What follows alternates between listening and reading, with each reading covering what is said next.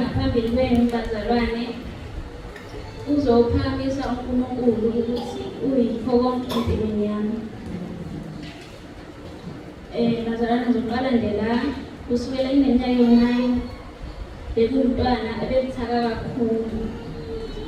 Ngihlezi ngiphathwa isisu nje esilumayo singangikhiphi. Ngihamba odokotela nami ngihambisa benginikeza amaphilisi benginikeza imithi ngisemncane. Ngiyisebenzisa ngathi kuyanqamuka nginganawo bena ngisemncane. Ngakhula kwathi ngano-15 years ngatshela umama ukuthi mama sengikhathele. Njalo nje wena ungise kodokotela ngihlezi ngiphathwa yinto eyodwa. Kungani ungangikeleli? Ethi mama ngithathaphi lento ngincane kangaka. Ngithi umama ubuhlungu engibuzwayo ngisamncane sengikhathele. Amen bazalwane. Ngahamba ngiphila nje ngaleyo mpilo leyo kuphathwa isisu. Kwathi gcina ngase ngiba ney'lwane ezayingapheli ey'mfishane ezimhlophe. Ngiyinyeza kwabanye abantwana esikoleni ngingahlali nabo. Ngitshela umeli engangimethemba ngibone right mina ngi-understand ukuthi ngicela ungahlali nabanye ngoba le nkinga enginayo nginamahloni nami ngayo ngoba lezi lwane zayivela noma ngikuphi ziveza kubantu. Sengikhulile ngiyabona ziyihlazo. Noma ngithatha-ke engise kwadokotela naye ngoba wayengcono sekhaya. Namanje le nto ingafuni ukuphela. Ngagcina sengithi akayekele. Bese ngithatha le ngane yakhe ngithuleleke ngaso isikhathi ngithatha mama. Ngathi ngiyamyekela ngizokhula ngizo-understand ukuthi vele uNkulunkulu ungidalele nje. Ngakhula ngathi sengino-19 years. USathane wathatha indawo yakhe empilweni yami. Sengaba ne-enga umndeni ngibona umama ngathi asanaki. Abantwana engikhula nabo ngibabona bengitshisa ngenye indlela. Ngingasagqoka ngisho ngabi iy'mpahla. Ngithi le nto enginayo izwa ngakubona futhi ngibazwela. Ngihambeni kwesikhathi uSathane wathatha indawo yakhe empilweni yami ngangena emjulweni. Ngibona boyfriend kuyena o-right odlula ifamily. Ngibona kuyena unika uthando odlula ifamily yami. Kanti ngesikhathi kanzima kakhulu. Ngifunda esikoleni ngi-right mangumuhle ngangenza u-grade 9 high school.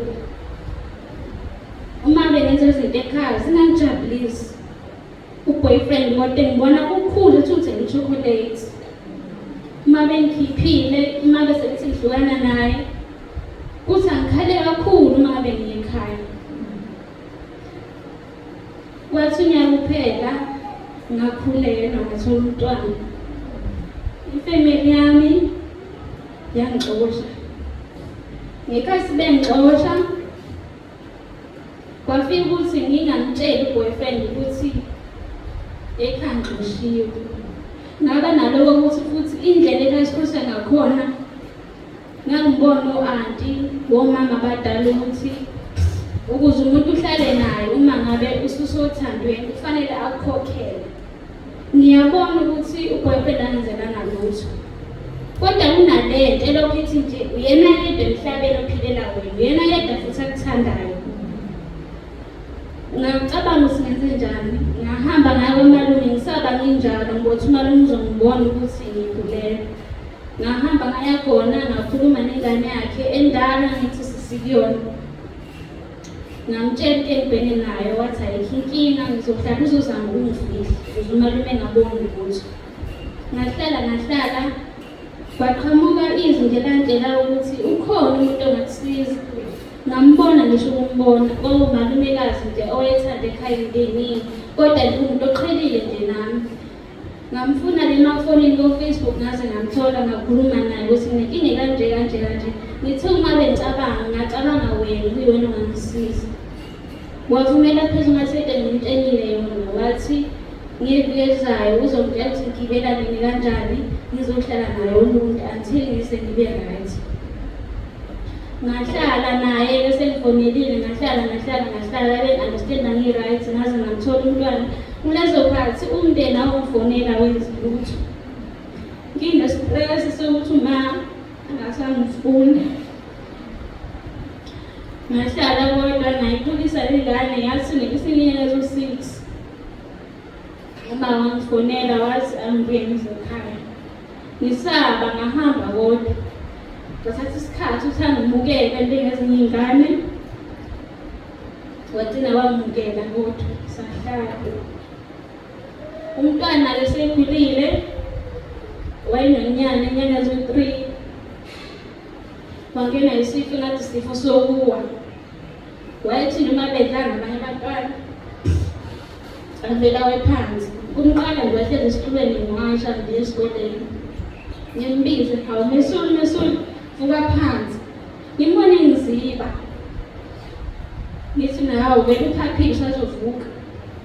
Engavuki ngize ngeke ukwathi ngize kuyena. Mabe ngithi ngiyathinta uqinile umzimba wonke ngoba waguqa. Uma ngimelula akaluleki isandla ayiluleki.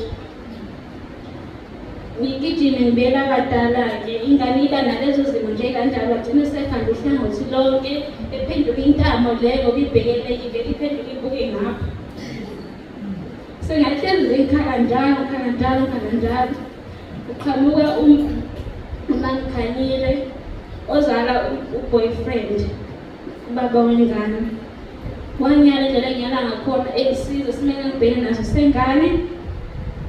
Wangithatha wangifaka egruphini asekhaya lezo. Ngacela umama ukuthi ngikwazi ukukhuluma nobaba. Wangixhumanisa noMambuyi wakancanana. Ngakwazi ukuthola inamba yakhe. Ngangitshela uMambuyi ukuxhumana nobaba kanje ukuthi ngibhene naso. uMambuyi wangihlanganisa nobaba. Ngabhala imessage kumahla sonke i-date ngizayikhumbula. Ngambhalela ubaba isicelo sami sonke. Enganginikeza umkhuleko waqala wangiyala. Ngithi ngiyala ngezwa kukhona umthwalo osuke emahlombe ami. Wangiyala ubaba qeda lapho wanginikeza umkhuleko we-2. Owokuqala kwawumkhuleko wakhe owayenginikeza uNasama ngangulalela. Okwesibili baba umkhuleko wabaseRoma 10:9 ngasahleze umkhuleka njalo. Ngawukhulela lo mkhuleko kwaphela iviki kwathi ngomsombuluko ekuseni ngesikoleni lezi bana nginazo zanqamuka. Ngaqala ngangathemba ukuthi ngempela ngabe ehambile iminyaka emingaka. Ngathi hayi mhlambe isabuya. Zaqhubeka azikho. Ngafonela umama ngamtshela wathi mama kufanele ngibonge baba. Ngabonga ubaba nomntwana futhi ngoba awengakwazi ukukhuluma ngakhe. Imini engangiduleka kodwa inhliziyo yami ngiyibekekile. Naye kunamhlanje uyaphila. Besekhulile kuphela bekhula inyanga engakhuli. Kodwa manje ukhulile ngiyambona ukhulisa indoda. Ukhuluma imaqala manje ukhuluma no-3 years. Yonke into yakhe ihamba kancane. Ngiyamphakamisha uNkulunkulu ukuthi uyinkosi nomsindo esiphezulu impilo yami. Namhlanje angina-stress anginalutho. Anginalo usizi anginalutho. Ngoba yonke into enginayo ngibikela uNkulunkulu. Ngisho umndeni wami uqobo ngibatshela ukuthi odadewethu abangemvumeli usathane sesiy'ndabeni zabo ngoba usathane uyakulahlekisa uyitshela ukuthi uhamba kahle. Namhlanje ngizotshela abantwana abasha ukuthi abangamvumeli usathane athathe indawo kubona ngoba ikusasa labo lizophela bevulile amehlo bese baphambili kanti abayindawo. UJesu Kristu uyinkosi.